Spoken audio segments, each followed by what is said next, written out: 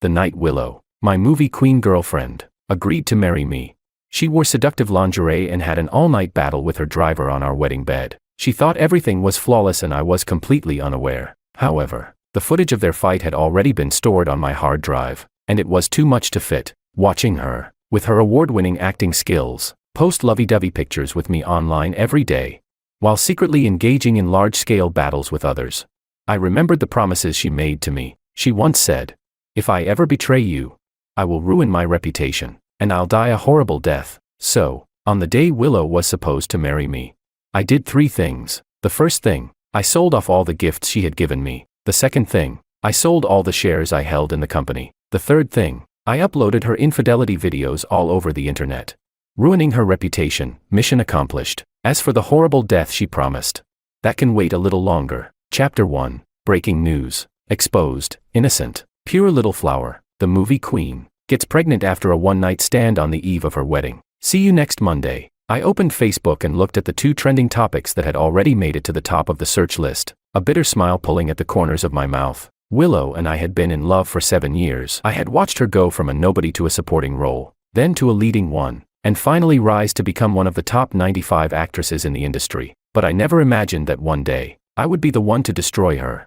However, it was Willow who once swore on my chest, saying, "George, I'll belong to you in this life. If I betray you, let me be disgraced and die a horrible death." Die a horrible death. I couldn't make that happen. But disgrace, a call to a famous paparazzo would be enough. 3 keywords: innocent, movie queen, and the eve of the wedding. Each one pointed directly to Willow. I scrolled through the trending topics and watched as Willow's fans tried desperately to defend her, arguing fiercely. One fan wrote, "Next Monday. That's just 7 days away. If it's Willow, I'll poop upside down. If not, all the haters should come and apologize on their knees."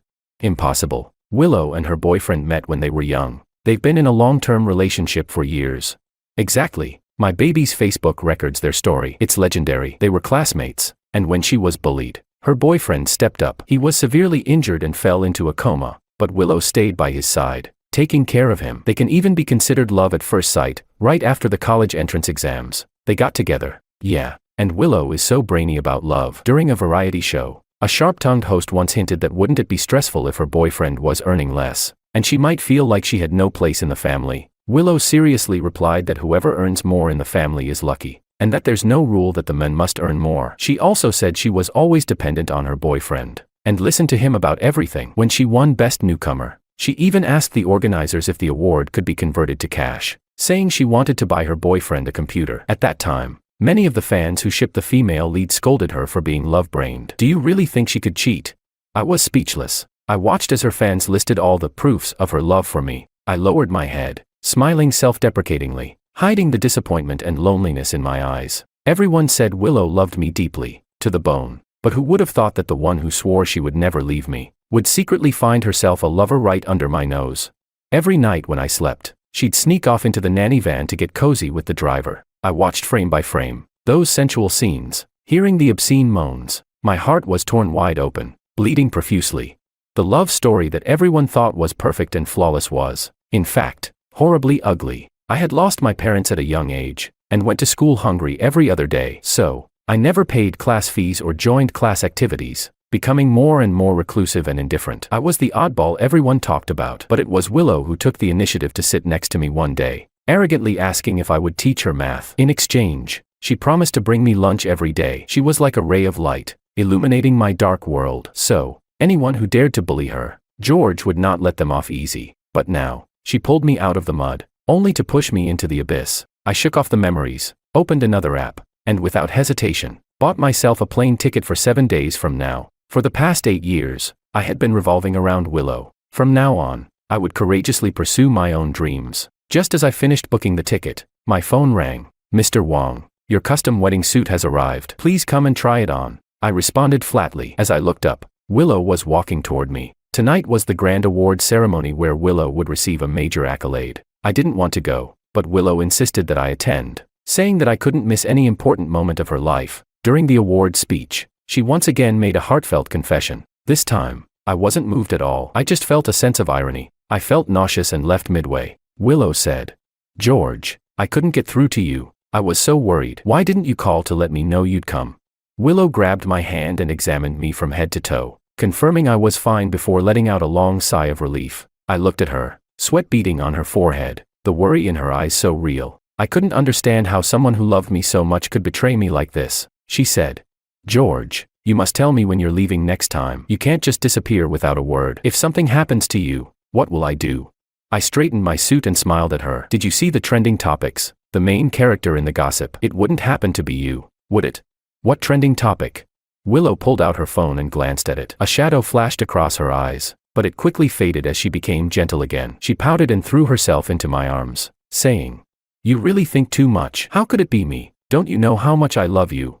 Her tone was so sincere that it almost clouded my judgment. I looked at her and said, "Yeah, do you remember the vow you made? If you betray me." Before I could finish, Willow quickly completed the sentence for me, saying, "I will ruin my reputation and die a horrible death." Chapter 2. Willow's expression was calm, as though the person who had been sneaking around with the driver every night wasn't her. I knew Willow would never believe it unless she saw concrete proof, but it didn't matter. I had already arranged everything. 7 days from now, the same fans who were desperately defending her online would turn on her, biting back fiercely. Those who betray true love deserve to be pricked with 1,000 needles. At that moment, I had no interest in testing her acting skills any further. I said quietly, "My custom suit is ready. I'll go try it on." She replied, "Okay." As we walked, Willow excitedly planned our future together, completely oblivious to the coldness in my expression. She said, "George, I've canceled all my bookings this month. Let's go on a road trip to the beach. How about it?"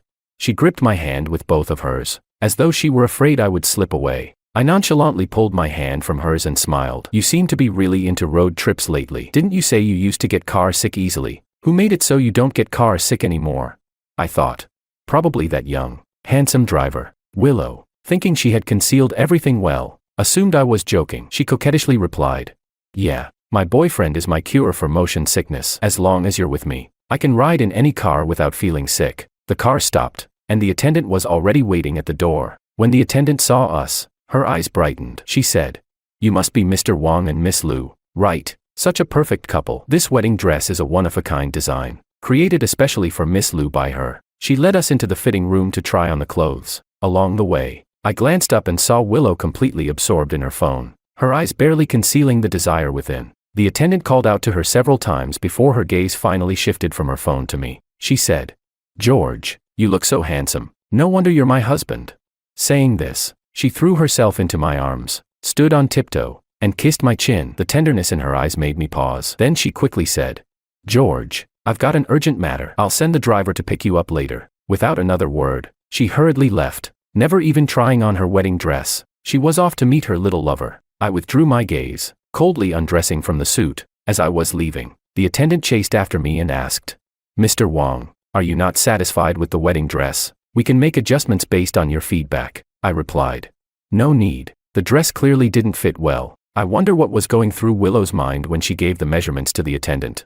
Clothes can be altered, but people who don't fit, they just have to be discarded. I took off the confining tuxedo and put on a comfortable, loose sweatshirt. A sense of relief washed over me. I didn't wait for Willow to come looking for me. I went straight home. Just as I reached the villa gate, my phone in my pocket vibrated repeatedly. I opened it to find dozens of explicit pictures and a few videos. I brightened and zoomed in, my eyes fixated on the woman in the video. She was wearing the amulet belt I had personally obtained for her, swinging wildly with the movements of the person on top of her. Makoto's message popped up. "Willow thanks you in front of billions." So what? With just a snap of my fingers, she'll obediently come to me. "George, Willow's body is already filled with my things. Do you still want her?"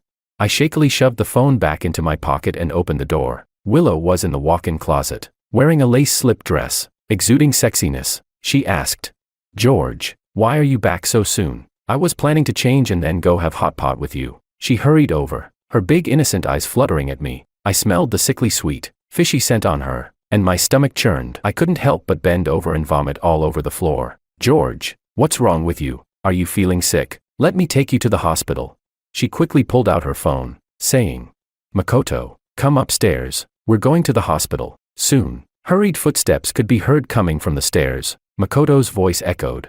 "What's wrong? Willow sister, are you feeling unwell?"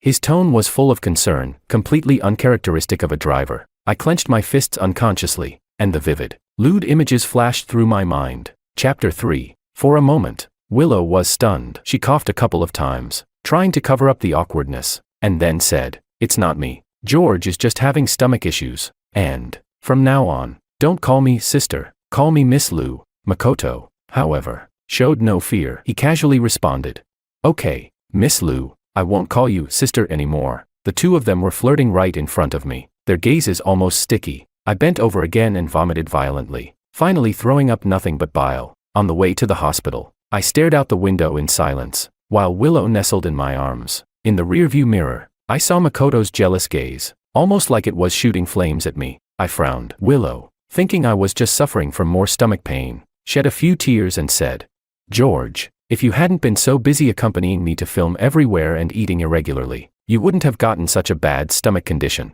It wasn't until the nurse attached an IV to me and I fell into a deep sleep that Willow finally seemed to relax. She sat beside my bed, tightly holding my cold hand, constantly breathing warmth into it. When the nurse told her that the doctor wanted to see her, she reluctantly let go of my hand. Once the door closed, I slowly opened my eyes. The nurse said, "Miss Lou truly loves you." Her words were full of admiration as she continued, "When I gave you the IV, she cried as if she were the one being pricked." I didn't respond, and the nurse continued, "She even confessed her love for you in front of so many people. Mr. Wong, you must cherish Miss Lou." Listening to these words, I felt nothing but numbness. Willow really was a master at acting, just like she had been for the past 8 years.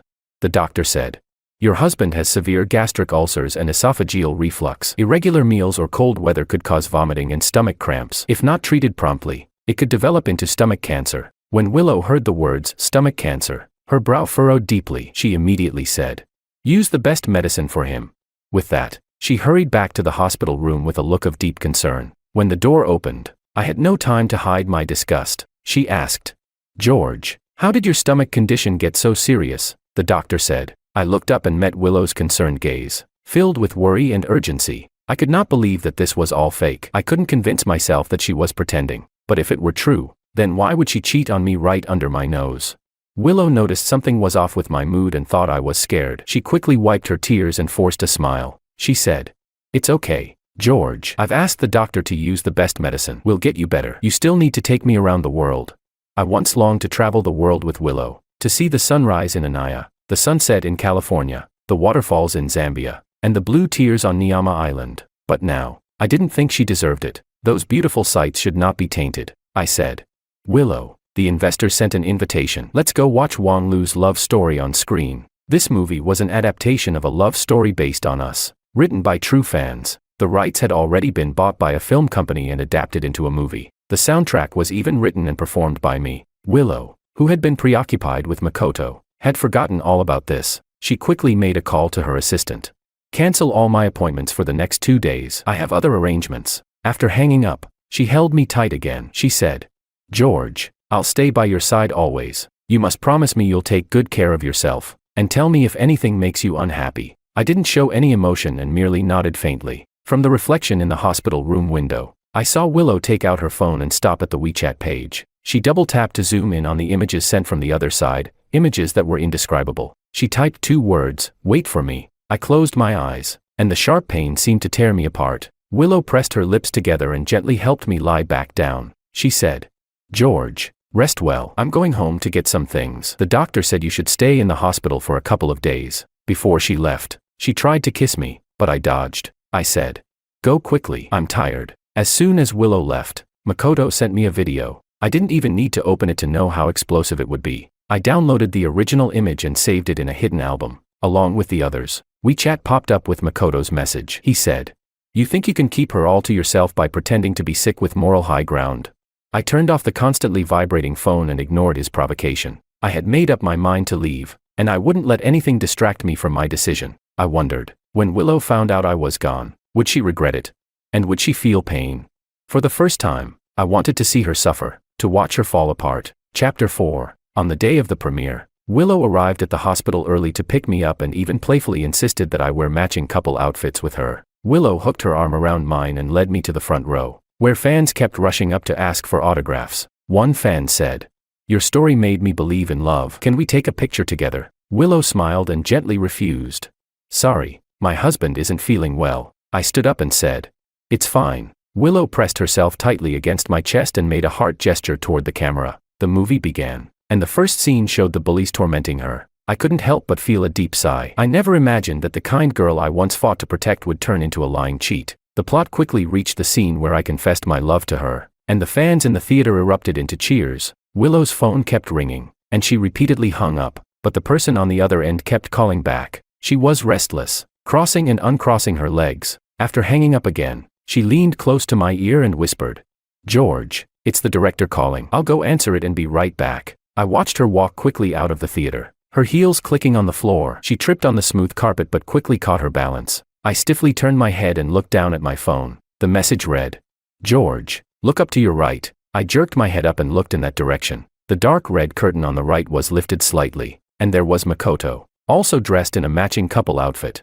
raising an eyebrow at me. Makoto had a mischievous grin on his face, mouthing a single word, "Deserved." In the next moment, a slender hand rested on Makoto's chest, moving up and down. I caught a fleeting glimpse of the sapphire ring I gave Willow, the global limited edition, flashing on her finger. The movie continued, but I could see nothing and hear nothing. All I could think about were their entwined bodies. Behind the thin curtain, a brief moment of passion. Half an hour later, Makoto sent me another message. "The movie's soundtrack is great, but she says she prefers when I call her little slut. What do you think?" Accompanying the message was a high-definition photo of Willow. Her eyes glazed, a glimmer of moisture at the corner of her lips. My fingers tightened around the phone, turning white, and my stomach twisted in pain. As the movie neared its end, Willow hurried back. She asked, "George, why do you look so pale? Are you feeling worse?" She squatted down in front of me, her expression tense as she examined me, but my gaze, instead of meeting her eyes, drifted to the visible bite marks on her neck, ranging in size. I felt confused, and without thinking, I asked, "Willow, aren't you afraid?" She asked, "George, what are you talking about? What am I supposed to be afraid of?" I thought. Afraid of retribution. The premiere ended, and the theater erupted in thunderous applause. Willow took my arm, and we walked to the exit. Flashes from cameras lighting up the room. People around us whispered, "I've heard Lou, the top actress, is all about love. Now we've seen it for ourselves. Did you see the watch on her fiancé's wrist? It's the only one in the world." Amid exaggerated gasps, I removed the priceless watch from my wrist and casually tossed it near the trash can. What good is something so expensive? The hands are always half a minute behind. Someone called out, "Sir, you dropped your watch." Makoto suddenly appeared at the door. Willow's face changed, and she froze, still holding onto my arm. She quickly regained her composure and said, "I asked Makoto to come. I thought you were too tired, so I had him drive us home. Don't like the watch anymore? It's okay, I'll buy you a new one, darling." The crowd began to disperse, and everyone who passed by stared at us. I pointed at the watch in the trash can and said in a calm voice, "Makoto, the watch is yours now." Some people noticed that Makoto was dressed similarly to me, as if he and Willow were also wearing matching couple outfits. Makoto glared at Willow, but she didn't respond, keeping her arm linked with mine as we walked away. Because of the matching outfits, Willow naturally didn't let Makoto drive us home. On the way back, Willow explained, "The first outfit was the wrong size, so I just gave it to Makoto, who knew he'd be so inconsiderate and actually wear it out. If you don't like it, I'll fire him when we get home and hire a new driver." I kept staring out the window, saying nothing. I knew Willow was waiting for me to plead on Makoto's behalf, so she could reluctantly keep him. The silence stretched, and only the sound of our breathing filled the car. Willow studied my expression, but didn't find anything unusual, and her tense demeanor relaxed. She said, "But you know that my career is in its ascendant phase. Constantly changing people around me would affect my work. Makoto's been quite capable, so let's forgive him this time. I'll deduct his salary for a month as punishment. George, what do you think?" I turned my head to look at the woman I once loved. In her dark pupils, I saw the reflection of my own thin face. When did her love scale tip toward another man? She seemed to want to say more, but I simply said, "I think it's fine. Only 5 days left until next Monday. The trash should be thrown into the trash bin, and the rotten lover should be discarded just the same." Chapter 5. In the early morning, Willow tiptoed out of the room. After a while, I heard the rustling sound of clothes from downstairs. I opened my eyes in the darkness, then slowly made my way downstairs, stopping outside the garage door. Through the door, I could hear the suppressed gasps of a man and woman, intertwining as they reached my ears. "Willow, why did you take so long? I'm going to punish you badly." Makoto's voice was rough and forceful as he said, "Willow, who's better, me or him?" Willow's voice was fragmented, saying, "Of course, you're better." I braced myself against the wall, my muscles trembling. I clenched my fists tightly, suppressing the urge to storm in and beat Makoto senseless. I thought I had accepted it, but actually experiencing Willow's betrayal, my heart felt like it was gripped by an invisible hand, making it hard to breathe. I was just 17 when I got together with Willow. I would never forget the way she cried with joy when she accepted my confession on her 18th birthday. Back then, I felt a happiness I had never known, believing I had found my soulmate. Now, when I look back, it feels nothing but bitterly ironic. The sounds from inside the room gradually faded. Willow's voice broke the silence. Who told you to go in front of George today? Be careful from now on. If he finds out about you and me. I couldn't help but laugh softly. Willow still thought of me. Makoto's voice interrupted. I'm sorry. I just couldn't wait for you. Besides, didn't you say you liked being claimed in different places? It was pretty exciting, right? There were thousands of people behind that curtain. How about trying it in a park next time? Willow's legs wrapped around his waist again, and she teased. You're full of tricks. Makoto bit her earlobe, whispering, do you like it? Willow winced. Keep it down. Don't wake George. Makoto responded. Don't worry. He's sleeping soundly. He hasn't figured out that you've been under me every night for the past 6 months. As the sounds of their activity escalated, I made my way back to my room. Step by step, all sleep had left me, and I began to gather my things. If I was going to disappear, I wanted to do so cleanly. I counted the 8 years I spent with Willow. When I was 17, she gave me a set of white shirts, saying I looked more like a scholar in them. I wore one of those shirts the day I protected her from bullies. Over time, the collar loosened, and the fabric yellowed, but I never had the heart to throw it away. At 18, on my birthday, Willow gave me a guitar. On her birthday, I played the guitar and confessed my love to her with the song, Ching Fei Da E. At 20, we went to Hawaii to see the ocean, taking hundreds of photos together, each of them filled with our sweet smiles. At 22, she won an award and bought a small island, naming it after us. At 25, in front of our friends and family, I proposed to her.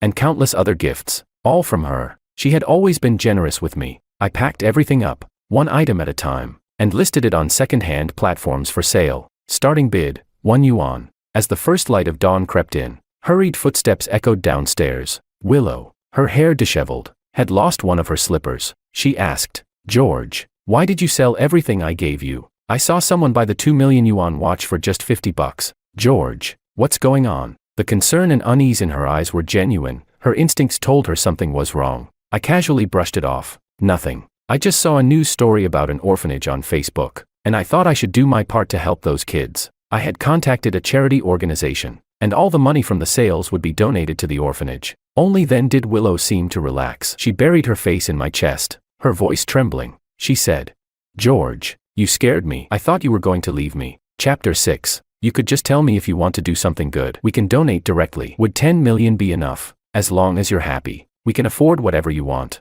I had no desire to discern the sincerity behind her words. Willow, they're like me, without parents, but unlike me. They're not fortunate enough to meet a good wife like you. Willow didn't catch the sarcasm in my voice. Instead, she felt a wave of guilt flood her heart. She had made up her mind to dismiss Makoto after our wedding, dedicating the rest of her life solely to loving me. She said, George, then let's host a charity gala. We'll invite famous directors and actors and encourage them to make donations. My response wasn't as enthusiastic as Willow had hoped. I spoke with indifference. If you're happy, then it's fine. The charity gala was set for the following evening, and Willow stayed busy organizing everything, claiming she wouldn't be home that night. Makoto, of course, was there as her driver and would be with her at all times. I didn't question it, as Makoto always sent me detailed updates about their itinerary. Sure enough, they went to the park, by the grass, beside the lotus pond, and on the hillside. He said, Willow told me that after marrying you, she would stay loyal to you, so these past few days she's been letting me have her over and over again. She's practically drained me dry.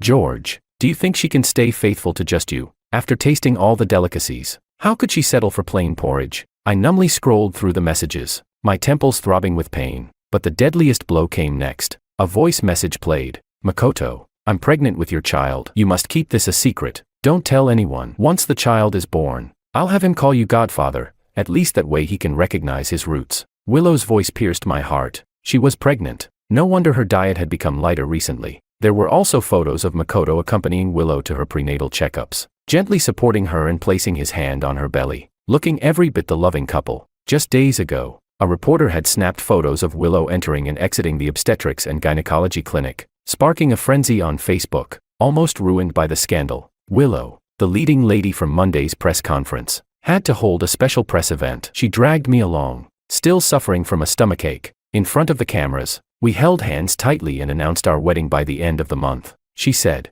"I've always wanted to have a child with George, but I had some health issues after filming action scenes and soaking in cold water for too long. Recently, I've been visiting the doctor to improve my health so I can have a baby soon." At the time, I actually believed her. The press went wild with the story, portraying Willow's willingness to give up her career to have a child for love. To this day, that story still circulates in the trending news. I numbly turned off my phone. At least there were only 4 days left. The charity gala went on as planned. I appeared at the event in a well-tailored suit, looking no less impressive than any actor. In fact, some directors even handed me their business cards, inviting me to star in their films. I smiled politely, shaking my head and refusing. But Willow noticed my unusually calm demeanor. It was like a stagnant pool of water. Her George no longer had any light in his eyes. Her anxiety returned in waves, and she walked over to grab my hand, only for me to pull away. I said, "There are so many people waiting. Let's start the donation ceremony first." Willow's outstretched hand was left empty, and she clapped her hands, signaling that the donation ceremony was about to begin.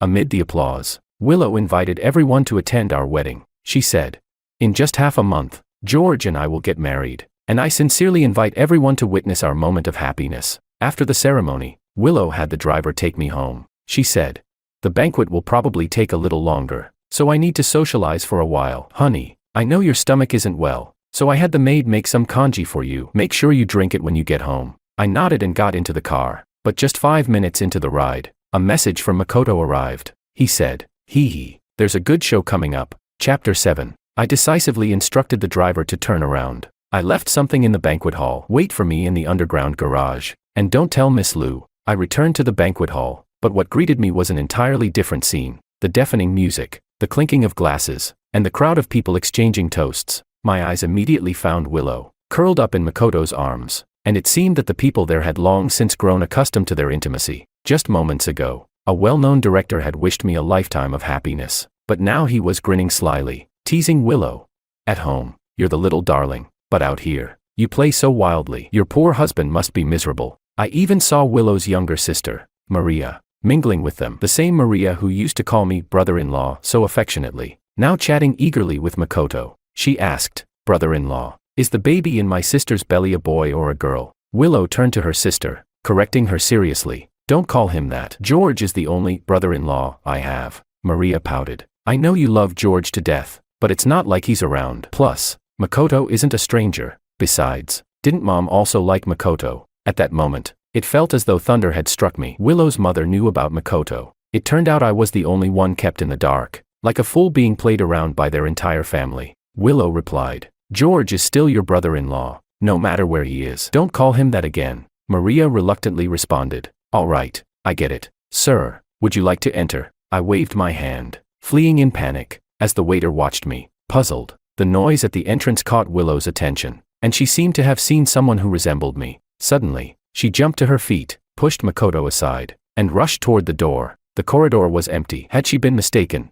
She called over a waiter to ask if they had seen a man dressed appropriately. The waiter thought for a moment, then shook their head. They had seen a man, but his tie was loose, his hair disheveled, and his face pale, not exactly fitting the description of well-dressed. Still uneasy, Willow called the driver. The driver replied, "Miss Lou, Mr. Wang has been in the car this whole time, and he's about to reach home." Willow returned to the banquet hall, somewhat distracted. Although both the waiter and the driver had denied it, that figure looked so much like George. She couldn't bear to think of what might happen if George saw her with Makoto. "Willow, what's wrong?" Makoto, like a lustful beast, leaned in toward her. Willow had no interest in entangling herself with him. She needed to go home immediately to confirm that George hadn't returned. But Makoto's skilled hands were already wandering between her thighs, igniting a fire of desire within her. She tried to reassure herself that they would be married by the end of the month, and everything would settle. But once desire was awakened, it was hard to control. She wrapped her arms around Makoto's neck, and he, understanding her intentions, scooped her up in his arms. Together, they walked into the adjacent private room under the knowing gaze of the crowd. The car pulled into the garage and stopped smoothly. I took out my phone, and Makoto's request for a video call popped up. I shooed the driver away and began recording the screen. I heard a voice. "Makoto, go easy on me." It was Willow's voice, filled with longing. Makoto responded, "Willow, does he do it like I do?" As Makoto spoke, His eyes were fixed directly on the camera, staring at me through the lens. Chapter 8. The next morning, I was woken by an overpowering, pungent fragrance. The whole room was filled with blooming lilies. I'm allergic to lily pollen. I tried to scream for help, but my throat was blocked, and no sound came out. Makoto stood amidst the lilies, looking at me with malicious intent. He said, "Mr. Wong, Willow's latest film just won an award. Do you think the flowers I prepared for her are beautiful?" I wanted to open the window, but I couldn't move my feet. The burning sensation in my eyes, combined with the suffocating feeling, caused me to collapse on the stairs. When I woke up, it was already the next day. I was in the hospital. I still felt some tightness in my chest, and there were small red rashes scattered across my exposed neck. Willow's hair was messy, and there were dark circles under her eyes. This morning, she had felt an intense sense of unease on set. After informing the director, she rushed home. When she opened the door, she found me unconscious. On the way to the hospital, her fear reached its peak. When she saw my bloodless face, my tightly closed eyes, and the dense red rashes on my body, she couldn't help but cry. She said, "George, please don't leave me. I can't live without you." I was pushed into the emergency room, and Willow turned to slap Makoto hard across the face. She yelled, "Didn't you know George is allergic to lilies? Are you trying to kill him?" Makoto, covering his face, played innocent. He said, "Willow, I was so happy about your award that I forgot about Mr. Wong's lily allergy. I just wanted him to feel my congratulations as soon as he got home." Seeing that Makoto was also acting out of good intentions, and knowing that she had just slapped him, Willow's anger softened, and she couldn't bring herself to pursue it any further. She stayed by my side the entire night without sleeping, only resting when the morning light started to break. "George, you're awake. You really scared me to death." Her voice was hoarse as she threw herself into my chest and cried. I let her hold me and said, "Did I almost die?" Willow stiffened, and after a long pause, she said, "George, it's all my fault. I asked Makoto to go home and prepare for tonight's celebration banquet. Who knew he'd forget about your allergy to lilies?"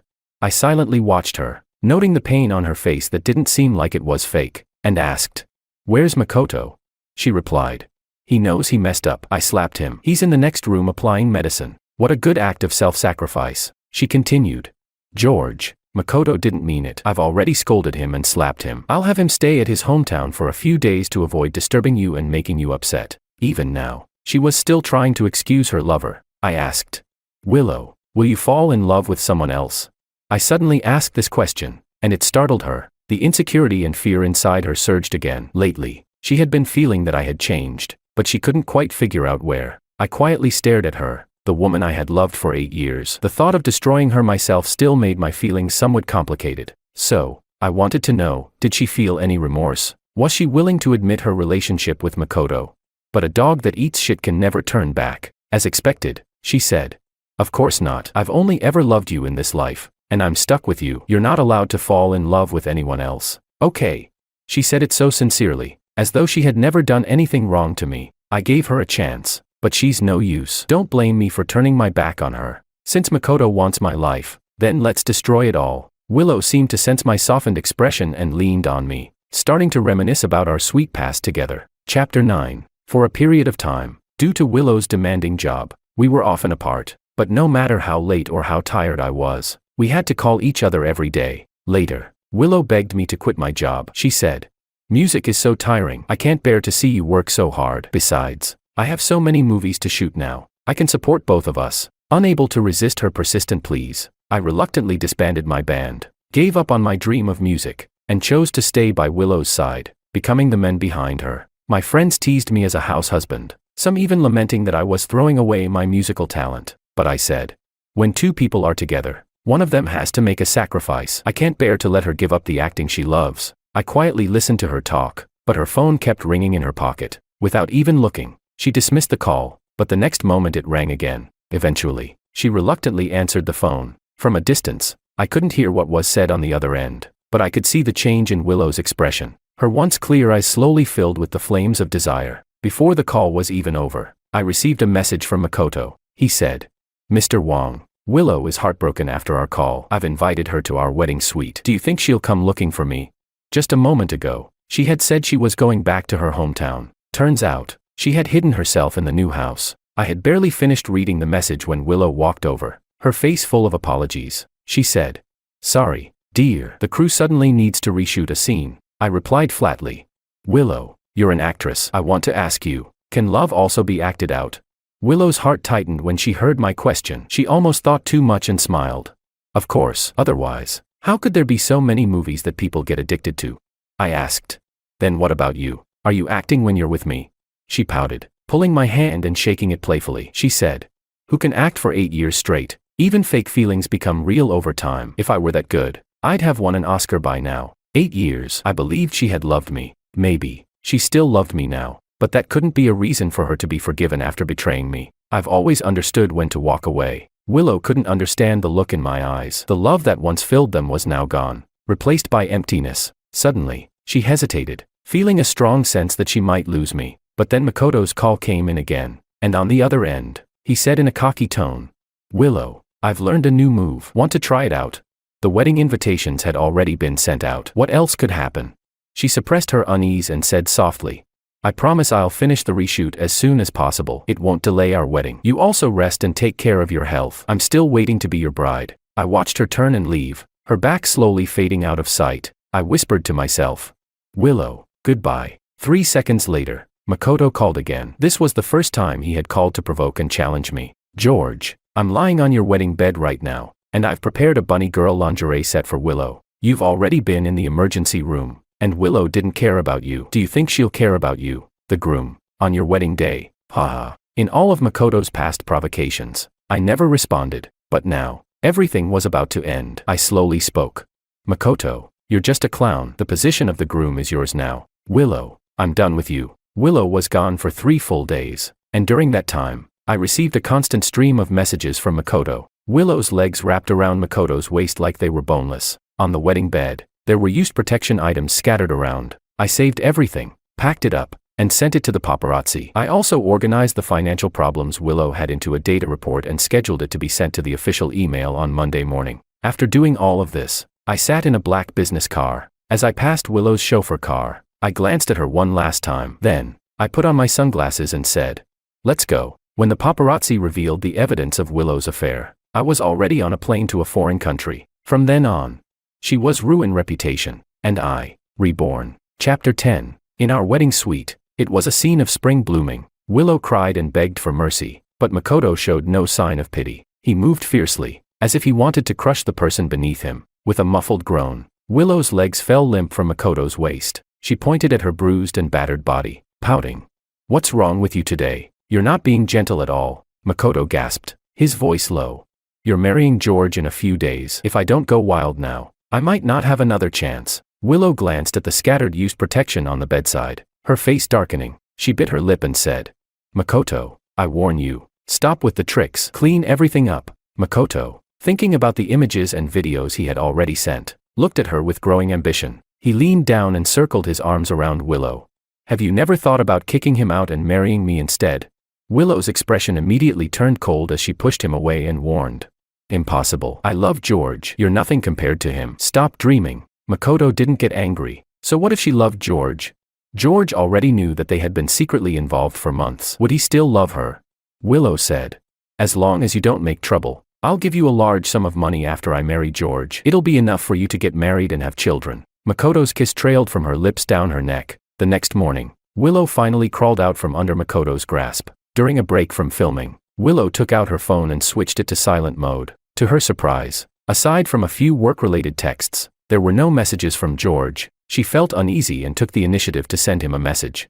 George, I miss you so much. But, as expected, all her messages were left unanswered. She stared at the full signal bar, a sense of unease creeping over her. The phone rang for a long time, and when she finally heard my voice, her anxious heart finally calmed. She asked, George, why didn't you reply to my messages? At that moment, I had just landed in Austria. She asked again, George, where are you? Why haven't you replied? I replied, I just went for a run. What's wrong? Willow's voice softened. The reshoot is almost done. After that, how about we go on a trip together? I answered with a simple Next Monday is your birthday. I've got a gift ready for you. Willow asked eagerly. What did you get me for my birthday, George? I said.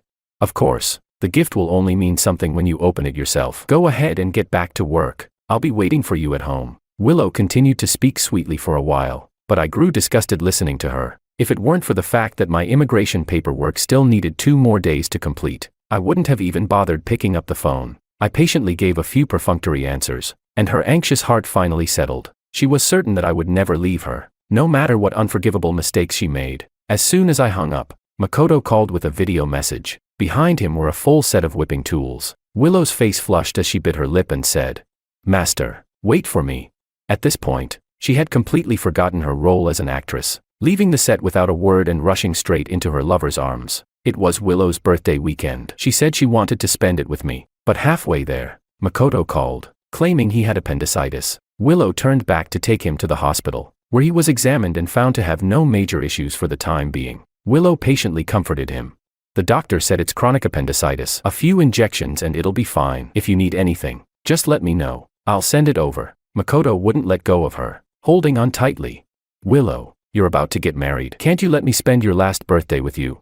Willow's eyes flickered with desire, but she remembered George waiting for her at home. So, she replied, "It's just one birthday. I'll spend it with George and come find you after. Wait for me." After saying that, she shook off Makoto's hand and walked out. Makoto wasn't willing to let her go. He jumped off the bed and blocked her path. He said, "Willow, I bought a nurse's outfit. Can you wear it for me?"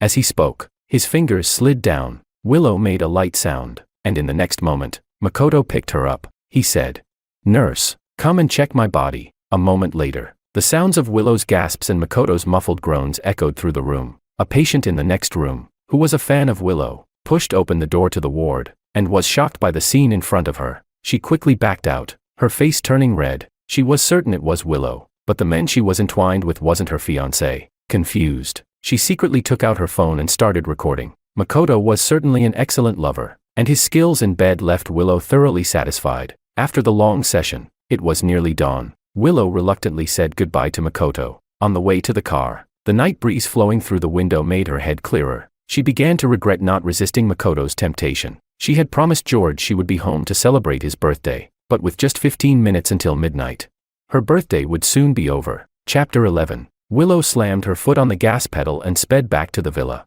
Too rushed to even close the car door properly as she dashed inside. "George, I'm back. I'm sorry. The shoot ran late." The entire villa was eerily silent, and apart from her hurried breathing, there was no sound. She turned on all the lights and looked around the house, a strong sense of unease sweeping over her. Standing at the staircase for a moment, Willow forced her stiff legs to move and walked toward the second floor. As soon as she opened the bedroom door, she spotted a gift box on the bed. She hurriedly opened it, only to find used protection and a hospital ultrasound report inside. Willow's head spun, and the world went black for a moment. Usually composed, she now trembled uncontrollably. Shakily, she pulled out a note from under the box. It was written in my handwriting. "I've taken care of Makoto's descendants for you. No need to thank me. Goodbye." Her legs buckled, and Willow collapsed onto the floor. After a long while, she finally managed to take out her phone and dial my number. Her fingers trembling, the cold, mechanical voice on the other end cut through the silence of the night. "The number you've dialed is unavailable. Please try again later."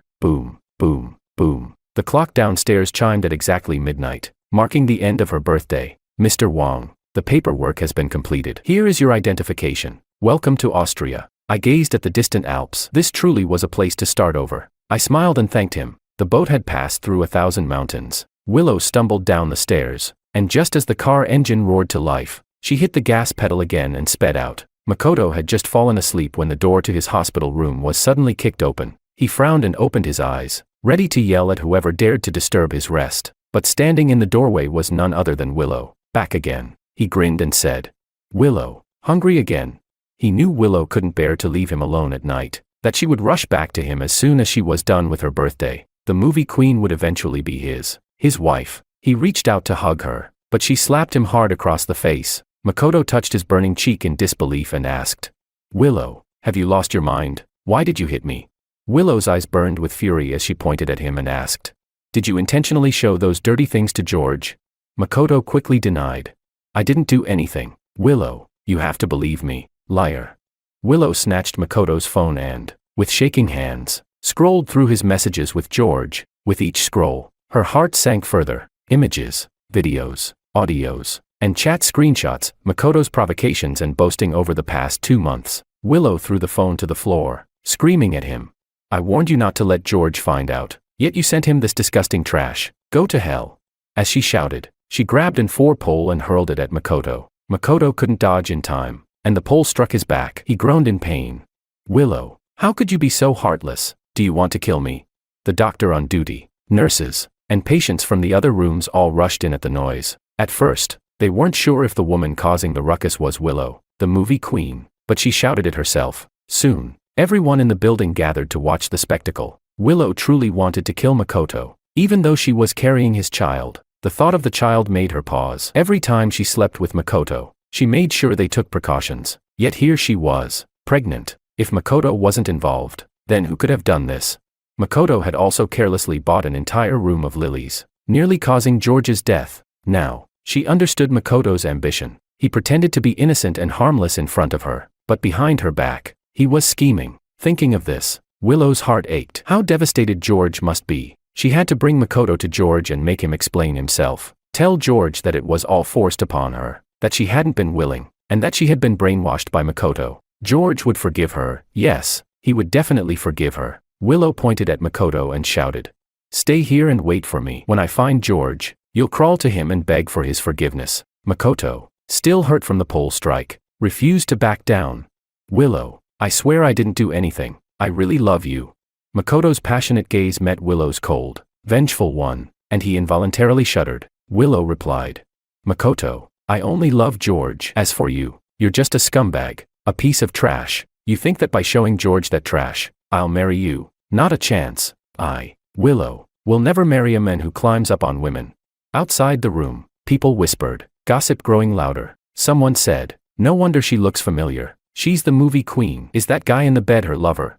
Others said, "This movie queen has no self-respect." Makoto clenched his fists, pounding the bed, his teeth grinding in fury. He cursed, "George, I hope you die out there." Willow turned on her heel and strode out of the room, determined to find George and explain everything to him. But would George ever forgive her?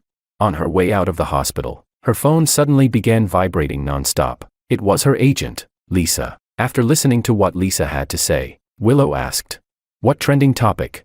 Chapter 12. Willow was confused at first, but then she opened Facebook. The trending topic read, "Evidence of movie queen Willow's affair with male driver. Spying-like drama unfolds." The scandal about Willow's affair and a 1 terabyte of explosive content was trending and climbing higher by the minute. Willow slammed the brakes, stopping the car in the middle of the road, her eyes fixed on the pictures and videos, her blood rushing to her head. The comments under the trending topic were even more intense. "Clearly a slutty face, yet she pretends to be pure and innocent. I'd say she's more like a flower with a bad reputation. Looks like a scandalous secret. Even the goddess Willow has been brought down from her pedestal." Some netizens even dug up her Twitter account, exposing the contrast between her public persona and private behavior with harsh words, calling her a goddess in front of the cameras, but a bitch behind the scenes. A few unknown actresses came forward, revealing that Willow had once encouraged them to let directors take advantage of them. The comments kept rolling in. "Willow really lives up to her reputation. The more you dig, the more you find." On the other end of the line, her agent Lisa was yelling, "Willow, you better have a good explanation for all this." Behind her, the cars honked incessantly, and in frustration, Willow kicked the car light, shattering it. Her aggressor wasn't backing down, and soon enough, the police were called. Another trending topic appeared on Facebook. Movie queen Willow shows off attitude, disregards traffic laws, detained by police. In the detention center, Willow went into a frenzy, throwing objects around and refusing to cooperate with the officers. She screamed, "Give me back my phone. My husband is missing." The officer handling her case had already seen the affair news on Facebook and sneered at the so-called movie queen. He said, "You've brought this on yourself. If I were your husband, I'd never forgive you." Willow finally broke down, collapsing to her knees, sobbing uncontrollably. She pleaded, "Please, let me out. I need to find George. I need to find George." She regretted everything just because of one drunken night. Makoto had kissed her uncontrollably during the drive home, and she hadn't pushed him away. She thought, a kiss didn't count as cheating, right? Then it was a hug, still not cheating. But as time passed, her boundaries grew lower and lower. In the span of 8 years, Willow had risen from an unknown extra to the top-tier movie queen. She had many suitors, but her heart had always belonged to George, and she had never looked at anyone else. But Makoto was different. His passion was in stark contrast to the reserved George. His sweet words had lured her in, and with just a hint of temptation, she became weak, like a puppet with no will of her own. Makoto was like a ravenous beast, and in the back of his car, he relentlessly demanded her, again and again. until she was exhausted. Afterward, she felt regret and fear. She regretted giving in to temptation, and feared George would find out. She loved George too much. She couldn't live without him. Willow transferred money to Makoto, hoping to make him disappear for good. But Makoto refused. He said he wanted nothing but to stay by her side, promising, "Willow, I'll behave. I won't ask to be your husband. I just want to stay by your side." Willow replied, "But I already have a boyfriend. We're about to get married." Makoto heard the hesitation in her voice and wrapped his arms around her waist. He said, "Willow, you're a movie queen, a wealthy woman. It's not the old days anymore. Isn't it normal to have a lover?" He had read her thoughts correctly, and in the end, Willow was persuaded. She convinced herself that as long as she married George in the end, it wouldn't be considered cheating. It wouldn't be a betrayal of their promise. Willow had thought of Makoto only as an outlet for work stress, never imagining there would be any real consequence. But Makoto was right. Once you've tasted the finest delicacies, how can you go back to plain porridge?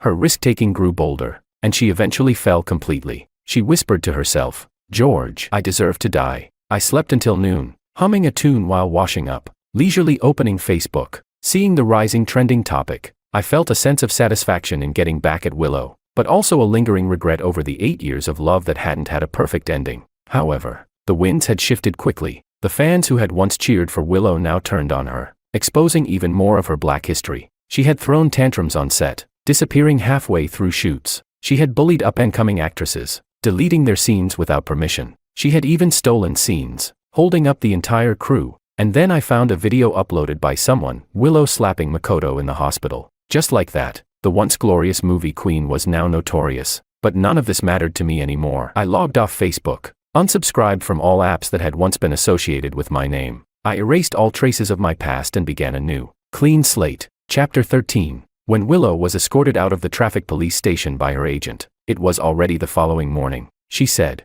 "Lisa, can you arrange a press conference for me? I want to apologize to George. I need to know where he is now." Almost overnight, Willow had lost weight, looking thin and exhausted. Her agent shot her a frustrated look, shaking her head. "The most important thing right now is to clear up your relationship with that driver. As for George, I'm already trying to locate him for you." But Willow started to protest. Her agent interrupted, "If you don't apologize and clear this up, even if we find George, is there still any chance for you two?" Her words hit Willow like a lightning bolt. "Okay, arrange it quickly. I'll immediately clear up my relationship with Makoto." Her agent comforted her for a moment. "Don't rush. Take it slow for a couple of days. People's attention spans are short. Once the heat dies down a bit, we can hold the press conference." Willow nodded with her eyes closed, her mind fixed on finding George first. She was determined to kneel before George at the press conference and beg for his forgiveness. He would surely never let her career be ruined. Returning home, she looked around the empty mansion. A deep, complicated feeling surged within her. Before moving into this place, they had spent 3 years crammed into a tiny 50-square-meter apartment. At the time, Willow's career had just started, and George had disbanded his band to fully support her. She had faced repeated setbacks in her acting career, even contemplating giving it all up and changing professions. But it was George who kept encouraging her. "Willow, you're professionally trained and have the talent. I believe you'll succeed." That year, for George's birthday, Willow had taken his hand and brought him to this mansion. She said, "George, this is our home from now on."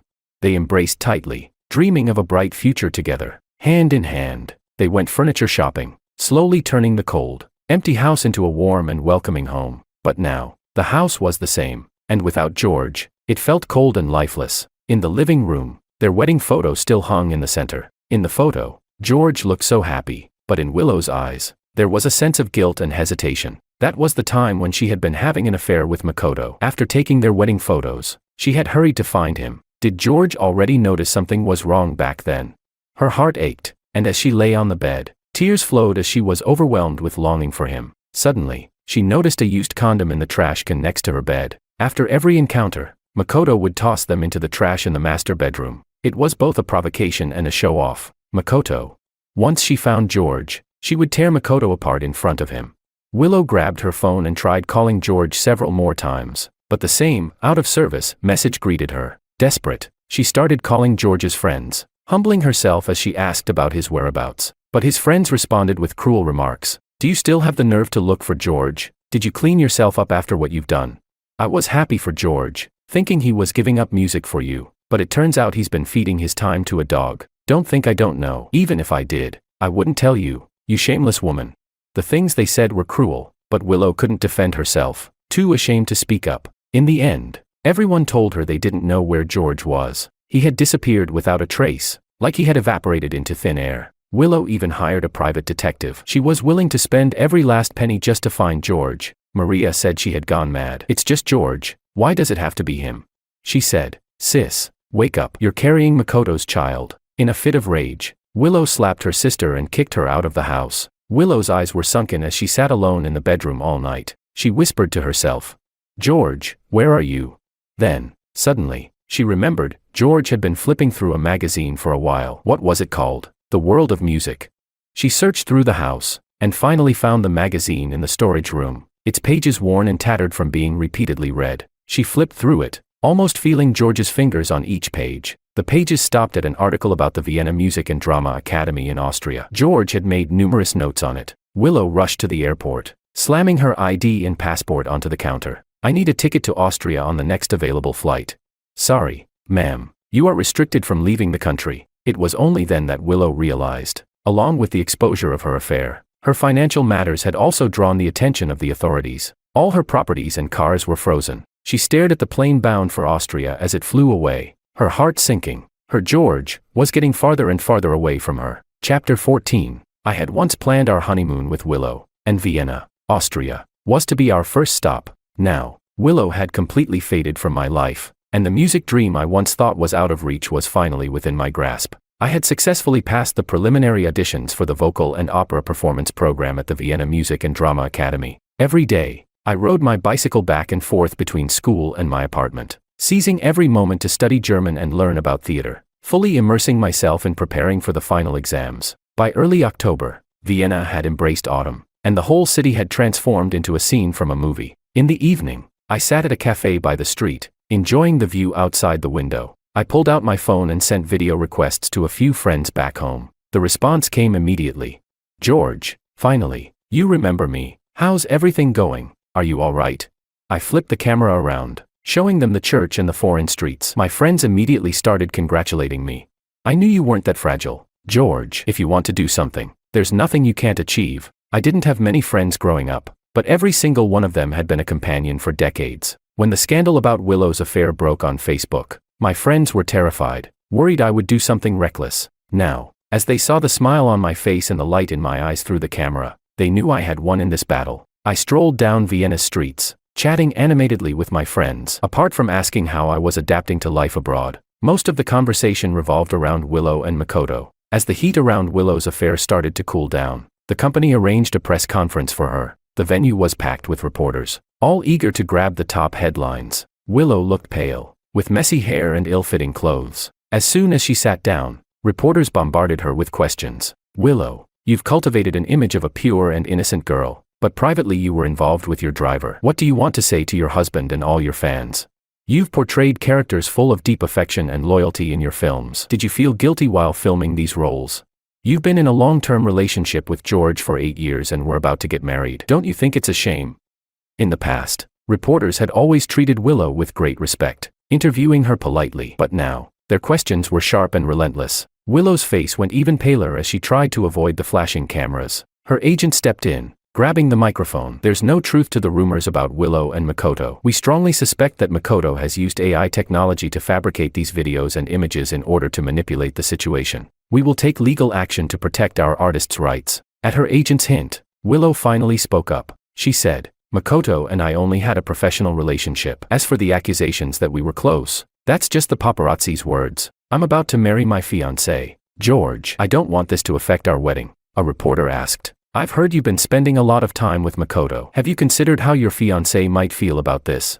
Willow's heart sank, and after a long pause, she answered, I just felt sorry for him. He had just graduated from college and was struggling alone in a big city. That's why I hired him as my driver. I never expected him to turn against me like this. But before she could say anything more, a voice rang out.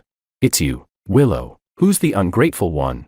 Makoto had unexpectedly appeared at the press conference, throwing the scene into chaos. He pulled out his phone and showed the explicit chat records between him and Willow. He shouted, Willow is pregnant with my child. This revelation was just as explosive as the affair scandal. The reporters erupted into heated discussions, then turned to Willow with more pointed questions. So what about George? Can we have him come to the press conference and clarify the situation? Are you really pregnant? How can you prove that the child isn't Makoto's? Willow's head spun, and she stood up, rushing toward the cameras. George, I was wrong. Please, don't leave me. It's all Makoto. He forced me. George, I love you. I swear, I only love you. Her agent could barely react in time to stop Willow. She was already losing control. The agent tried to salvage the situation, saying, "Journalists, the press conference will conclude here. Please follow the updates on the studio's Facebook page for further information." Staff tried to pull Willow away, but she struggled fiercely, even kneeling before the cameras, begging everyone to help her find George. Her eyes were bloodshot as she stared at Makoto, shouting, "I'll kill you."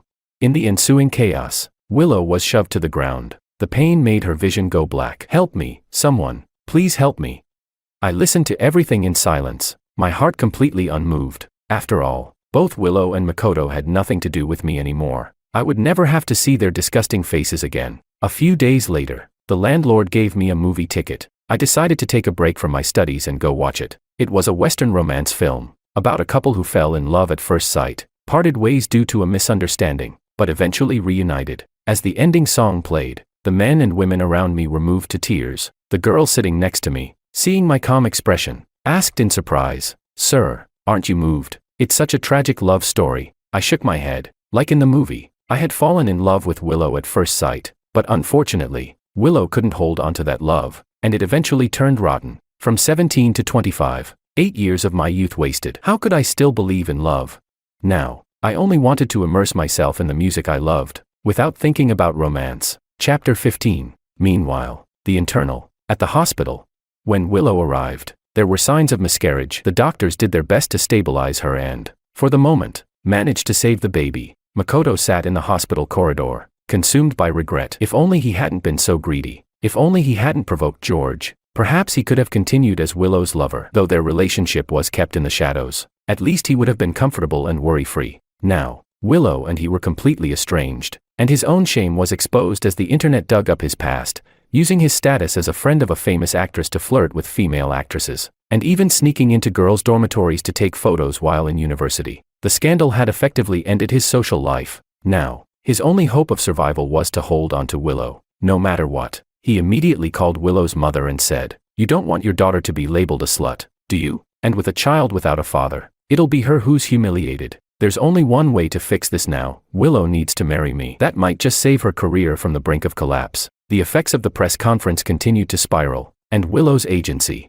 Tianjin Entertainment, saw its stock prices plummet as a result of the scandal. The company executives held an emergency meeting, and the studio issued a unilateral announcement to terminate their contract with Willow. As the walls came crashing down, major advertisers pulled their sponsorships, citing Willow's breach of contract, and demanded hefty compensation for their losses. A nationwide backlash against Willow erupted, with calls for her to be ousted from the entertainment industry. All the TV platforms scrambled to take down her films, TV shows, and variety programs. As a result, many stars and artists were also caught in the crossfire, taking to Facebook to condemn Willow. One by one, they accused her of being the rotten apple that ruined everything. The once celebrated movie queen had become a pariah, a target for public scorn. Faced with the enormous compensation demands, Willow was forced to sell off her properties, but it was barely enough to cover a fraction of the debts. Every day, her phone rang incessantly, calls to curse her out or demand repayment. Every unknown number that came through made her heart race as she answered in a trembling voice,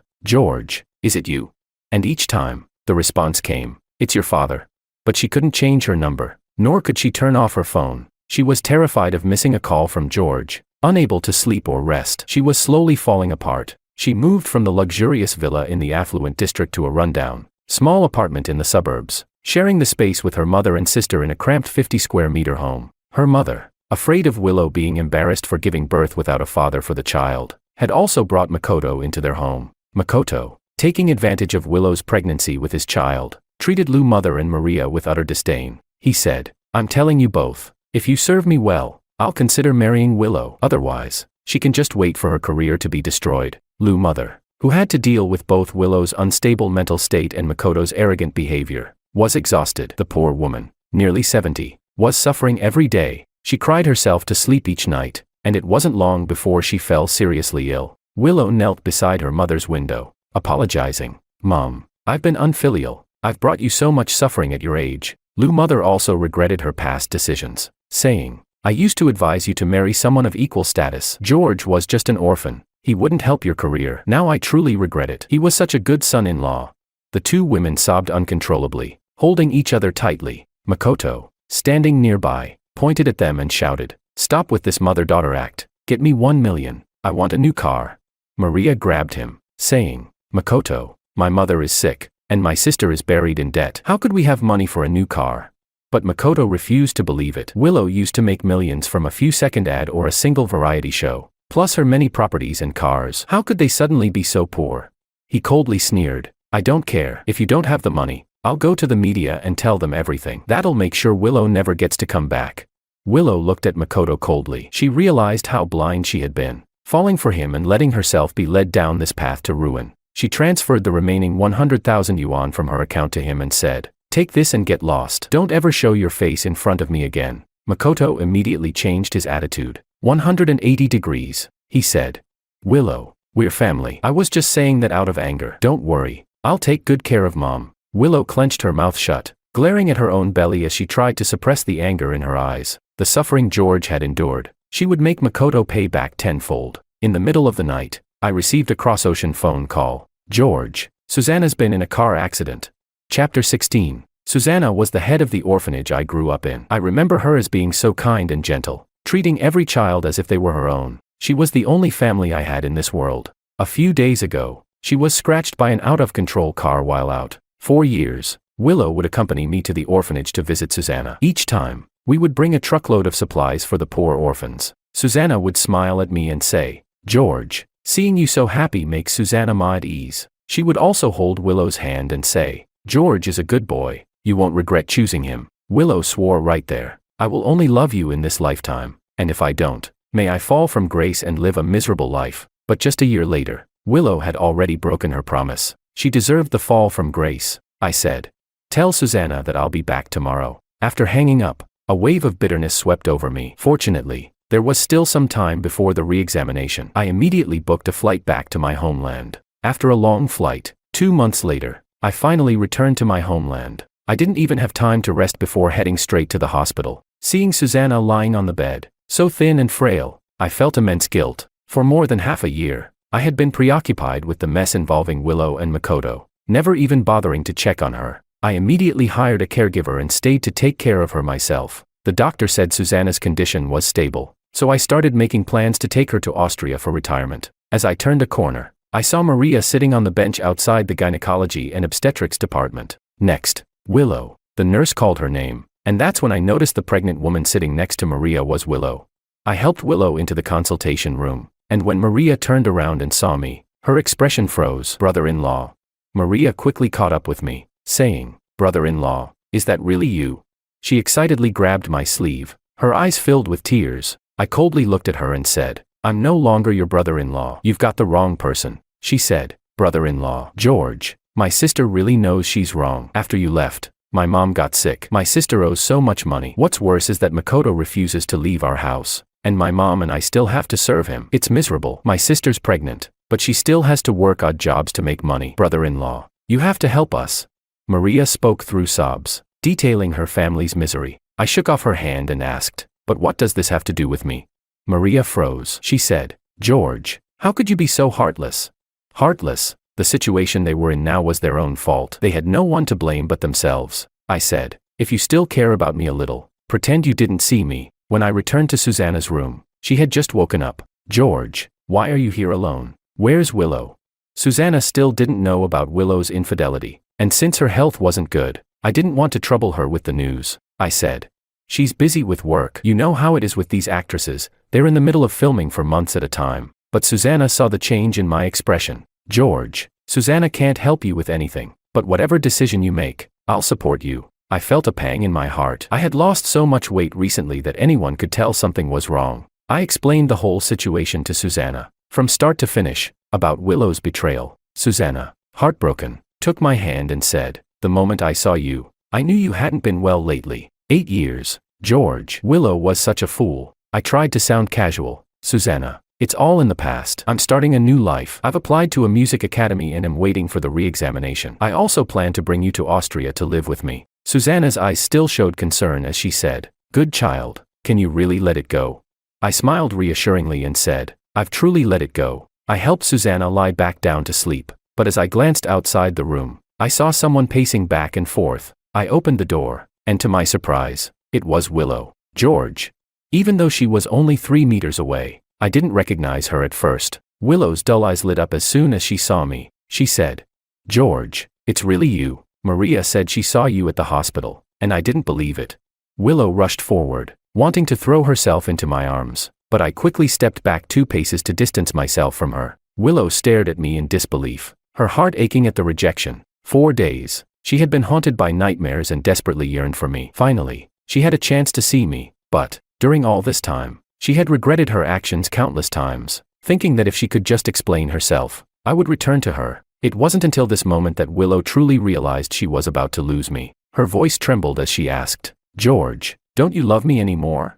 I didn't want to wake Susanna, so I turned and started walking downstairs. Willow followed closely behind me. "George, please let me explain." At first, Makoto forced me. I admit, I'm a weak woman, thinking it would only be once, just that once. But who knew he would keep pestering me? I didn't want anything to come of it. Your health had been bad these past few years, so I thought. I was speechless. So she went to cheat with Makoto because of my health issues. I stopped in my tracks and looked at her. She opened her mouth, but the words wouldn't come out. How ironic. She cared about my health, but did she ever think about my heart? When I saw the pictures Makoto sent me of Willow seducing him, my world came crashing down. My body went stiff, and my stomach twisted with pain. What was Willow doing at that time? She was lying beneath Makoto, letting him satisfy his animal desires. Chapter 17. Makoto was the one who initiated everything. Does that mean Willow is innocent? She could have rejected him. Even after the first time with Makoto, she still had the chance to turn back, but she didn't. Makoto gave her one excuse after another to keep falling. "Willow," I said coldly, "do you believe what you're saying? Do you think the words you're saying are even human? Even if he forced you at the beginning, you actively chose to keep entangling with Makoto under my nose.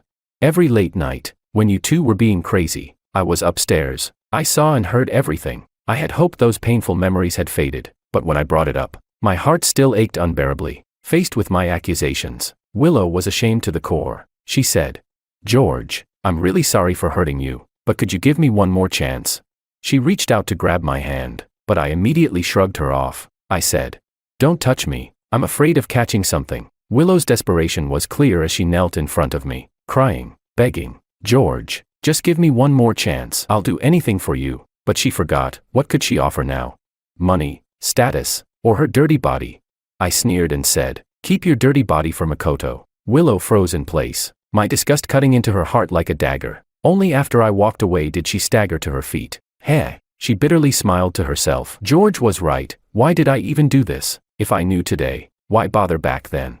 As she walked, she muttered to herself, "You reap what you sow. You reap what you sow." Burdened by a huge penalty for breaking her contract, Willow had no choice but to work odd jobs, her big belly the only thing she could hide behind. But what could a pregnant woman do? She wanted to abort, but her mother absolutely refused. With no other choice, she had to return to her old profession, constantly auditioning. But by now, her reputation in the industry was so bad that no director would dare to cast her. Every morning, she would sit outside various sets, fighting with other extras for roles. The average extra earned $200 a day, but she only got $100, for which she was scolded by the others. Finally, she landed a role as a silent servant. With nothing but a box of plain rice for lunch, she went to the stage manager and asked, "Brother, could you give me some vegetable soup?"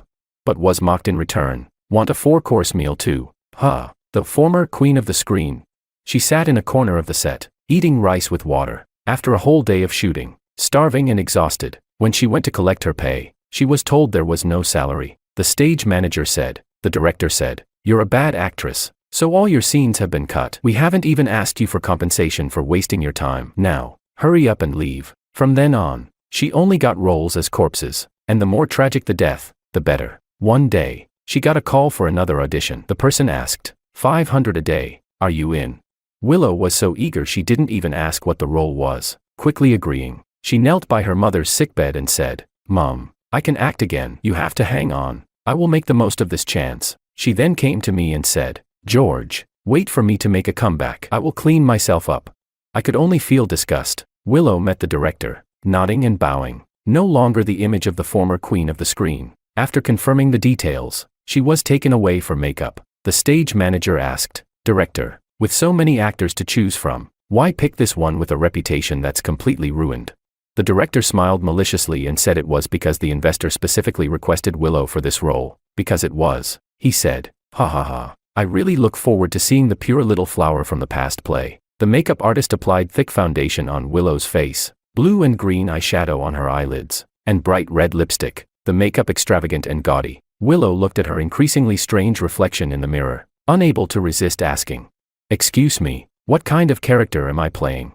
The makeup artist, already aware of her scandal with Makoto, didn't bother to answer her, rolling her eyes and saying, "I don't know." Willow wisely kept her mouth shut. She thought to herself that as long as she could act again, even if it was a beggar or a thief, she was willing. When she changed into leopard print shorts and a camisole and arrived at the set, she finally realized that her role was that of a street prostitute. Willow gritted her teeth and played along. The leading lady was once an actress who couldn't even hold a candle to Willow, but now she had become a first-tier star. She said, "Oh, isn't this the once great Lou, the queen of the screen? How did you fall to the role of a street prostitute? Ha ha ha." Her sarcastic words drew loud laughter from the entire set, and Willow's face turned bright red with embarrassment. But she couldn't lash out. She could only smile and stand there. The first scene had her standing in the red light district, trying to attract customers. Willow endured the humiliation, trying to strike a seductive pose. The leading lady arrogantly delivered her line, "You don't know how to keep your dignity. Any men can climb on top of you. You're so cheap."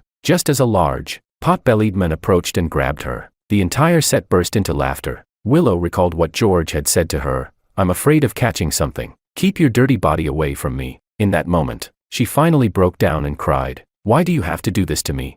Not far away, the investor, arms crossed, sneered and said, "Why, don't you know what you did? You're a trashy person." On the phone, my friend told me that he had arranged for Willow to play the street prostitute role, and I felt a mix of amusement and pity. He said, "George, you know Willow playing a street prostitute? She looks so ugly." Ha ha ha. I laughed along for a moment before responding, "Thanks, brother. But from now on, this person really has nothing to do with me." After hanging up, I saw a post on Facebook. Former queen of the screen now reduced to playing a street prostitute. Breakdown on set. The comments from netizens were even more merciless. Deserved. She should be playing a street prostitute after being so promiscuous.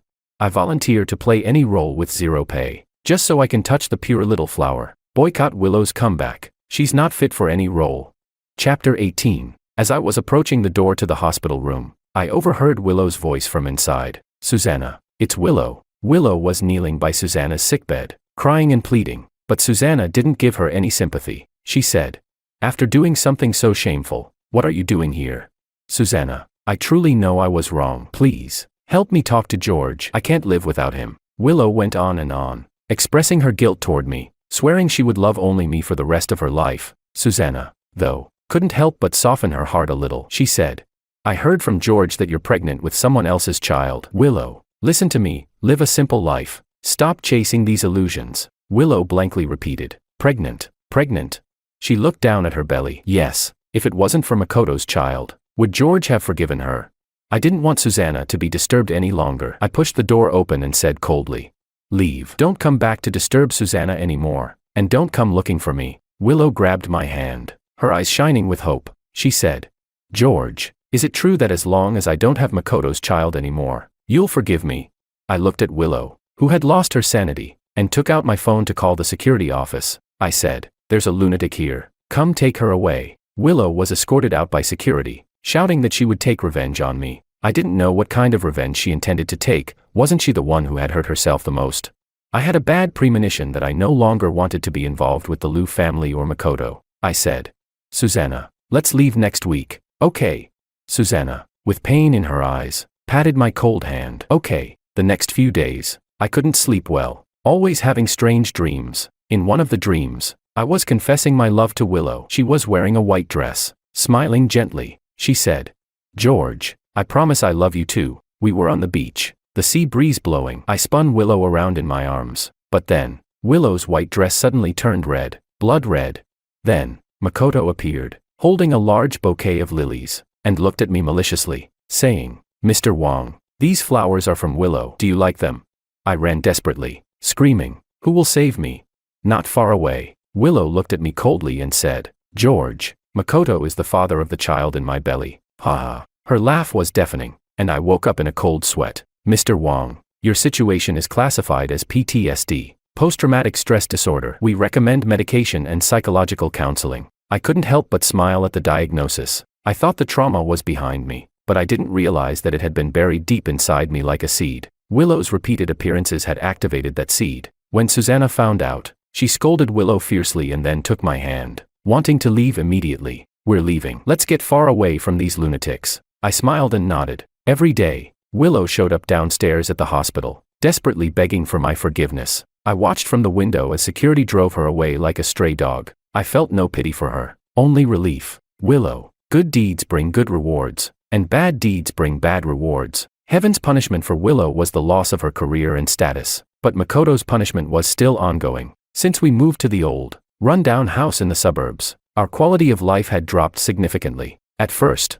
Makoto naively thought that the starving camel is still bigger than the horse. He believed that as long as he clung to Willow, they would eventually live a good life. But soon he realized that Willow had no money left, and her belly was growing bigger every day. After graduating from university, Makoto had never held a proper job. His pride made him too selective. He looked down on jobs that paid well but weren't glamorous, while jobs with a decent salary didn't meet his standards. When he saw others making money from live streaming, he decided to try it too. Using borderline streaming, Chapter 19, he said, Ladies, you can take off your coats, but don't forget to send a gift to this little brother of yours. He was wearing a deep V-neck suit, his chest and abs faintly visible. Someone in the live stream recognized him and said, Oh, isn't that the little third party? Guess he and Willow make a perfect match. Scumbag and bitch. Makoto, far from feeling ashamed, actually seemed proud. He changed his screen name to Pure Little Brother. Behind the scenes, he was even selling the unspeakable videos of him and Willow at a low price. Willow's mother was lying in her bedroom, so angry that her blood pressure shot up. You wretch, you've disgraced the Liu family. Makoto gave her a contemptuous glance and said, Damn old hag, you wouldn't let Willow abort the child back then, and now you're regretting it. Maria couldn't stand it and started arguing with Makoto. The two of them got into a physical fight, right in front of the live stream camera. When Willow came home and saw this, she rushed over and slapped Makoto hard. Makoto, aren't you ashamed enough already? Makoto went into a rage, pointing at Willow and shouting, You'd better get this straight. The whole damn family is relying on my live streaming to make a living, and you, a useless piece of trash, dare to yell at me. If it wasn't for you forcing me, would I have ended up like this? She actually thought it was Makoto who had ruined her life, completely unaware of her own wrongdoings. Makoto sneered, Willow, stop inflating your own importance. Even flies won't land on a spotless egg. What do you think you are? The viewers in the live stream cheered, well said. In the midst of the chaos, Makoto punched Willow in the stomach. Willow was sweating from the pain, but she still ran in front of the camera and shouted to George, George, if I get rid of the child in my belly, will you come back to me? She had truly lost her mind. Willow was rushed to the hospital and after a long and exhausting day and night, she gave birth to a boy. But after the birth, she suffered severe blood loss, and to save her life, the doctors had to remove the child. Her mother, Maria, was also sent to the hospital with acute brain infarction. Before she could see her longed-for grandson, she passed away. On one side was the joy of a newborn, and on the other, the sorrow of losing her mother. Willow lay on the hospital bed, her eyes hollow and vacant. Maria, unable to bear the burden any longer, stole the last 20,000 yuan from Willow's card and ran off with a small-time thug. The nurses urged Willow to pay the hospital fees. Her child was diagnosed with congenital heart disease and needed surgery immediately. But because she couldn't afford the funeral expenses for her mother, her body had to be temporarily stored in the hospital's cold storage. The daily storage fee of 200 yuan had been overdue for several days, and the hospital had warned her repeatedly, if she didn't pay soon, her mother's body would be discarded on the streets to rot. Willow called up her former close friends, asking, Can you lend me 50,000 yuan? A friend who used to be close enough to share a cup of milk tea mocked her, saying, Lending you money would be like throwing a meat bun to a dog, nothing will come back. Do you still think you're a movie queen? My dog's life is better than yours. Willow looked at the few contacts left in her phone. All of them had blocked her. It was only now that she realized she had nothing left. I had just finalized Susanna's discharge date with the attending doctor and booked the flight tickets. As I stepped out of the doctor's office, I saw Willow standing barefoot at the door. As soon as she saw me, She rushed over and grabbed my hand tightly. She said, "George, I've given birth to the child. See, my belly is empty now. Will you forgive me?" Willow's hair was a mess, and her face was pale from the heavy blood loss. I shook her off and said, "Willow, when you were cheating, didn't you ever think about what kind of consequences you would face today?" Willow clung to me, relentlessly saying, "George, it's retribution. The child had heart disease and is going to die." I replied, "You should go find the child's father, not me. I'm not a fool, and I'm definitely not your backup." Willow collapsed on the ground, crying at first, then suddenly laughing. She said, "Makoto actually said the child isn't his, that it's a bastard. Ha ha ha. I deserve it. I truly deserve it." But before she could say any more, Makoto suddenly rushed in, holding a knife and lunging at me. "It's all your fault that I'm in this mess." The attack came so suddenly that I didn't have time to react. Just as the knife was about to strike me, Willow dashed in front of me, taking the blow. Chapter 20. The knife grazed my arm, and cut into Willow's neck, causing blood to pour out. I was done with this farce. I turned and walked away, but Willow chased me down to the first floor, kneeling before me in front of everyone. She said, "George, I deserve all of this. My mother's dead. My sister's run away. I've suffered enough punishment. Can't you forgive me?" I had long since seen through her selfishness and cold-heartedness, and I exposed her without mercy. "Willow, you're only remorseful because you've lost your status as a movie queen and all the money. It's not because you truly feel sorry for me. If you were still an actress today, would you even think cheating was wrong? You keep saying you're innocent, but was anyone holding a knife to your neck, forcing you to sleep with Makoto? If you really believe you deserve punishment, then stop dragging me into your already ruined life." I had no intention of getting involved with her any longer. Susanna's discharge had already been arranged, and tomorrow we'd fly back to Finland. I'd received the notification for my re-examination. I would no longer give up on my music dream for anyone. "George, I told you I would take revenge for you." I was confused by her words. Suddenly, the crowd gathered around shouted, "She's holding a child." Willow had actually brought out the child from the ICU. Willow had truly gone mad. As she went insane, the crowd surged forward to restrain her, and someone called the police. I took one last look at Willow, turned, and left without looking back. Willow tried to get up and chase me, but the arriving police officers pinned her to the ground. Her face was streaked with tears and snot. She pleaded, "George, please don't leave, don't leave."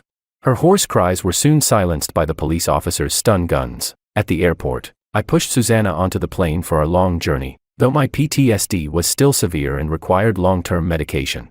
I believed the dark clouds would eventually clear. If I couldn't see the boat pass through, I would climb over mountains. After I brought Susanna back, the house I rented was a bit cramped. Since I had already immigrated, I decided to buy a detached villa. In December, I was busy with the final preparations for my re-examination. I found a quiet mountain forest to practice my cello. I sat in the middle of the forest, closed my eyes, and played a beautiful melody. As I finished the piece, applause suddenly rang out behind me. A voice said, "Bach's Prelude in G major, Bach in the Rain. Your cello technique is really impressive." I turned my head in the direction of the voice and saw a young Asian girl standing behind me, holding a cello as well. I asked, "Hello, I'm George. May I know your name?" The girl nodded and said, "Hello, my name is Anna." Maybe it was because we were both in a foreign country, but when I met Anna, I lowered my guard. We started talking, and I said, "I've been in Vienna for more than 2 months." She was 2 years younger than me, and she turned out to be a freshman at the Vienna University of Music and Performing Arts. She had come to Austria for high school and stayed in Vienna because of her love for music. She had already settled in Vienna. She asked, "And you, why did you choose to live here?" I thought carefully and then replied, "Because I've always had my own music dream. I once gave up on music because of certain people and things, but Vienna is the music paradise in my heart, so I came here." Anna nodded in agreement and said, "But aren't you afraid of the hardships? Studying music is a difficult road." I smiled and said, "No matter how hard the road is, it will eventually have an end, right?" We talked a lot, about music, about dreams. I invited her to dinner, saying that Susanna's cooking was excellent. During dinner, she said, "Wow, I really haven't had such authentic Chinese food in 2 years." Anna kept praising Susanna's cooking. Susanna was flattered by the compliments. She said, "This child's got such a sweet tongue. If you ever want to eat hometown dishes, just come find Susanna. I'll make them for you." Anna looked at me, and carefully asked, "Is that really okay?" When I nodded, she broke into a smile. The next day, we ran into each other again outside the exam hall. She said, "George, good luck." I replied, "Anna, good luck." We exchanged a confident smile and walked into the exam hall with full confidence. Chapter 21. During the days of waiting for the re-examination results, Anna kept finding excuses to come over to my house. Sometimes she would claim she had run out of salt and drop by for a meal. Other times, she'd say her heating was broken and needed to warm up. Susanna noticed that Anna had developed feelings for me and tentatively asked, "Anna's a good kid, what do you think?" I remained silent. Susanna sighed and said, "George, I'm really happy you've picked up your music dream again. It shows that you're willing to start over. People have to keep moving forward." I looked at Susanna and said, "Susanna, give me some more time." I could see what Anna was hinting at, but I needed time. The day before Christmas, I finally received the acceptance email from the Vienna University of Music and Performing Arts. I clicked the confirmation button and nearly jumped up with excitement. Susanna laughed at me, still as mischievous as when you were a child. At the same time, Anna also received her acceptance email and came running to share the news with me. Before I knew it, it was time for school. I walked into the music hall of my dreams, carrying my cello, gazing at the portraits of world-renowned musicians born in Vienna. There were Mozart, Haydn, Beethoven, Schubert. In this lifetime, I would accompany music and realize my own life's value. "George." I turned around, and Anna was standing not far away, smiling brightly. 1 year later, I received some news. After I left, the hospital had set a date for the surgery on Willow's child. But in the end, Willow's child didn't make it to that day. Makoto was arrested by the police for intentional injury and was detained in the holding cell for half a month before being released. During this time, Willow hastily buried her mother in a desolate field with no headstone. She bowed heavily before the grave and said, "Mom, once I finish what I need to do, I'll come join you." She bought a knife from a nearby store and headed for the suburbs. She returned to the old house in the suburbs where Makoto had been staying since he was released from the detention center. After locking the door behind her, Willow stabbed Makoto before he even realized what was happening. She said, "Go find him, kneel down, and apologize. Beg for his forgiveness." Afterwards, Willow called the police herself. By the time they arrived, Makoto was already lying in a pool of blood. Willow, covered in blood, sat blankly on the sofa, murmuring to herself, "George, I avenged you. Come back soon." Willow was eventually convicted of intentional homicide and sentenced to life imprisonment. While being transferred to a different prison, she was diagnosed with a terminal illness in its late stages. Out of humanitarian concern, she was sent to the hospital for free treatment. The excruciating pain of the terminal illness often left Willow curled up on her bed crying in agony. Unable to bear it any longer, she ran to the rooftop and jumped. She died on the spot. The promise Willow made years ago, "George, I will only love you in this life. If not, let me be disgraced and die a miserable death," had tragically come true. The hospital staff said she left behind a letter for me and asked if they should send it. I refused and said, "Just burn it for me, along with the painful memories of the past 8 years. Let it all be burned away." Chapter 22. I went to see the psychologist for the last time. The doctor, with his broken Chinese, said to me, "Congratulations, George. You can stop the medication now." The nightmares that had once haunted me finally dissipated. I walked briskly down the street, feeling lighter and more at ease than I had ever felt before. And through this long, difficult journey, I was grateful to have had Susanna by my side. Of course, there was also Anna, who, every day, seemed like a little sunbeam, always laughing and dancing around me. Maybe, just like Susanna said, it was time for me to start over. Before I knew it, Christmas arrived in Vienna. Early in the morning, a loud knock on the door woke me from my sleep. I opened the door, half dazed, and there it was, a huge Christmas tree standing on my doorstep. I was startled. Anna peeked out from behind the tree. "Merry Christmas." I couldn't help but laugh. She pretended to be angry, hands on her hips. "George, aren't you going to help me bring the Christmas tree inside?" I affectionately patted her on the head, rolled up my sleeves, and helped carry the tree into the living room. Together, we decorated the tree, hanging candles, baubles, and stars. Anna also brought over some gift boxes and piled them under the tree. I picked up one of the hefty gift boxes and asked her, "Are there really gifts inside?" She mysteriously snatched it back and placed it under the tree, saying, "We'll open them together tomorrow." I teased, "Pfft, I'm not interested in opening it." While Anna was on a ladder hanging Christmas hats, I couldn't resist my curiosity and secretly opened one of the boxes. Inside was a newly composed piece of music. "Do you like it?" Anna appeared behind me, though I hadn't heard her approach. She said, "This is a piece I composed over 3 months. It's a cello duet." Her eyes sparkled as she looked at me, her breath so close that I felt a sense of comfort I hadn't felt in a long time. After dinner, Susanna, Anna, and I went for a stroll in the streets. Vienna had dressed itself in its Christmas best, with adults and children alike wearing Santa suits. Even the cats and dogs were dressed in Christmas costumes. Anna somehow managed to find some Santa hats and put one on herself, one on me, and one on Susanna. She even stuck a fake beard on me, saying, "George, you're Santa Claus. I'm going to make a wish, and you have to help me make it come true." Her excited antics made Susanna and me laugh out loud. Anna ran ahead, shouting, "I wish George would always laugh happily, his smile purer than the snow on the Alps. And Susanna would become even more beautiful, the most beautiful Susanna in the world." I couldn't help but agree with Susanna. Anna really was a charmer, I said. "You're really sweet. No wonder Susanna likes you so much. She keeps calling you Anna, Anna, and says she wants to adopt you as her goddaughter." Susanna quickly added, "Then I'd have both a son and a daughter." Anna suddenly stopped her playful demeanor and leaned in close to my ear. "And what about you, George? Do you like me?" I didn't know how to answer. Just as I was about to speak, I heard someone shout, "Fireworks!" Brilliant fireworks cascaded down from the sky, accompanied by fleeting shooting stars, beautiful like a fairy tale. Stars travel through billions of light years to meet humanity here, just like we crossed all those latitudes and longitudes to meet each other in Vienna. Anna turned to look at me, bathed in the glow of the aurora, and confessed seriously, "I want to hug you." For all the overwhelming love I feel, I turned to face her, saying, "Anna, I think I'm more suited for this." She gasped, covering her mouth, and tears began to well up in her eyes. I asked, "Anna, would you like to play a piece with me?"